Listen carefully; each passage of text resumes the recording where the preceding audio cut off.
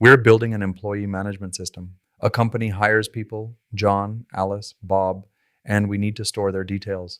The question every beginner trips on is, where does each piece of data actually live? Let's answer that with one class. First, what even is a variable? It's simply a named box that holds a value.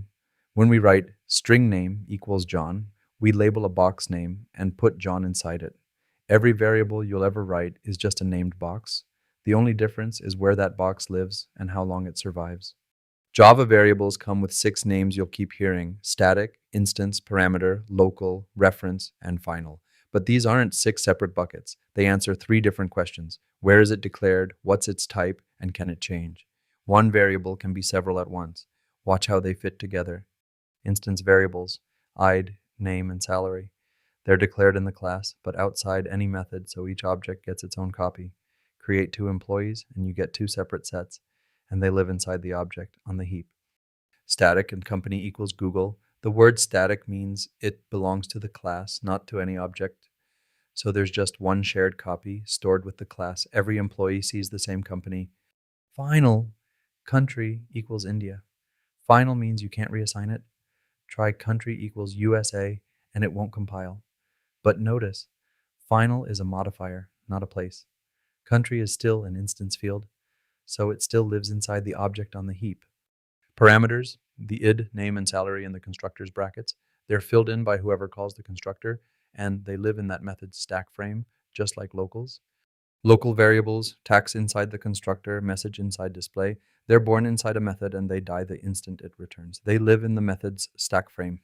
Reference variables, E1 and E2, this is the big one. E1 does not hold the object, it holds the object's address.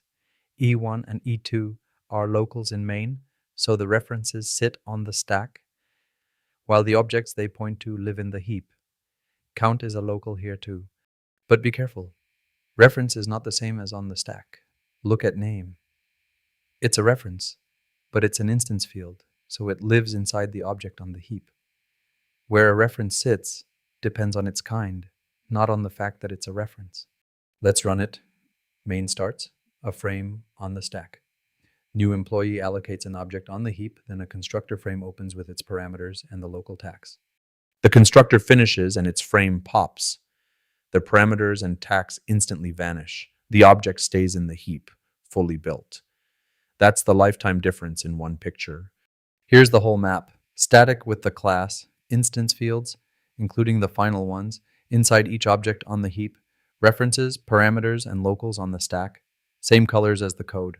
So the golden rule is simple. Location follows the variable's kind. Static goes with the class. Instance fields live in the object on the heap. Locals and parameters live in the stack frame. Final just means can't reassign, and reference just means it holds an address. The object is always on the heap. Quick interview round. Static int x, where does it live? With the class in the method area, 1 copy for the whole class. Final int, where does it live? It's an instance field, so it's inside the object on the heap. Final doesn't change that. It only stops reassignment. A parameter p and a local q, where do they live? Both in the method's stack frame and both disappear the moment the method returns. A reference t is where does it live? T is a local reference, so it's on the stack. The object it points to is in the heap. Last one, the trick question. Is a reference variable always on the stack? No. A local reference is, but an instance reference field lives inside the object on the heap. Get that right, and you're ahead of most candidates. Now it's your turn, so take the topic test and lock it in. 5 multiple choice plus 5 short answers, graded by AI. The link is in the description below. And here's something special.